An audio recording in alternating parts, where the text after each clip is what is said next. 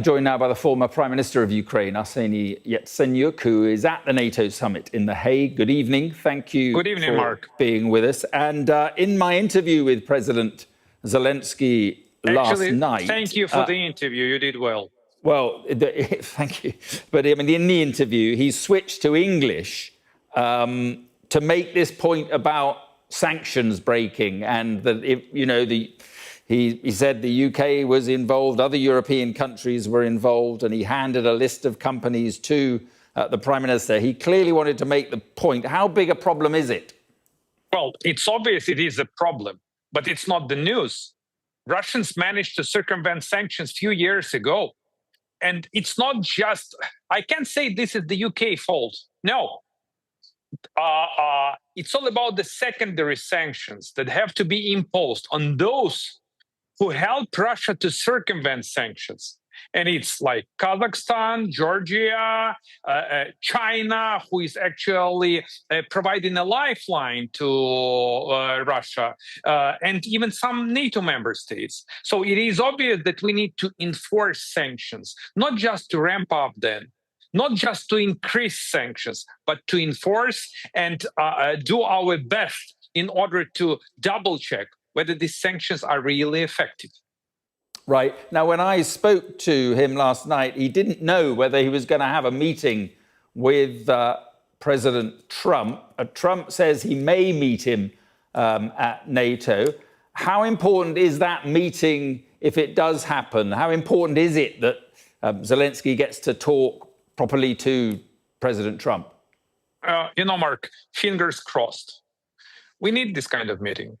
Because I want designated war criminal Putin to see that Americans are in and that not Americans are out. Okay, that's an important political signal. And after these kind of meetings, I expect that the U.S. administration is to provide a security supplement aid package for Ukraine.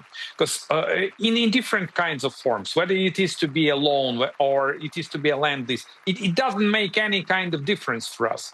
What is needed right now? We need to get real deliverables out of the U.S. administration.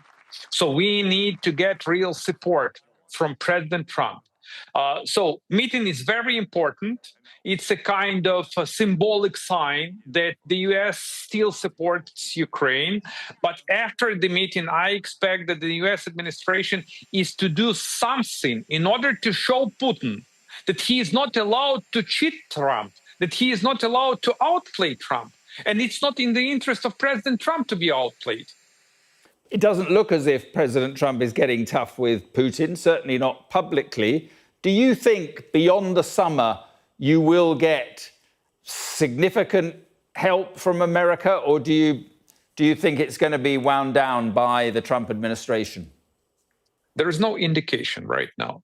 The good thing is that, look, we got the bipartisan support. You're well aware that we got around 82 senators who co-sponsored the bill to impose the secondary sanctions on Russia. But you mentioned when you asked my president whether Putin is ready to test Article 5 of the Washington Treaty, my answer would be very simple.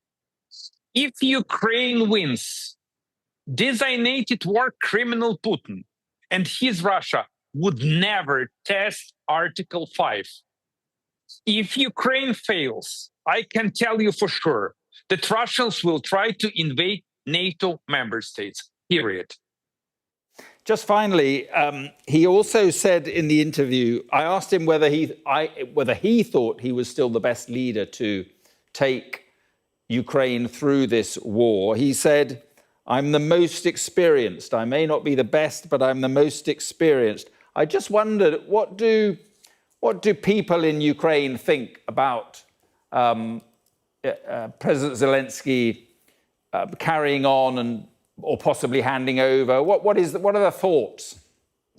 He still maintains very high approval rating. So he still has very big support of the Ukrainian people. Look, I am not a fan of President Zelensky, but I am a fan of Ukraine.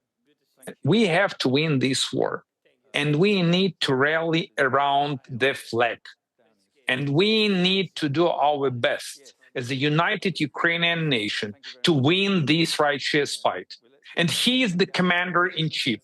So everyone is to support Ukraine's military, men and women in the uniform, and the commander-in-chief. Arseniy Yatsenyuk, thank you very much for once again coming on the program. I appreciate it. Thank you. Thank you.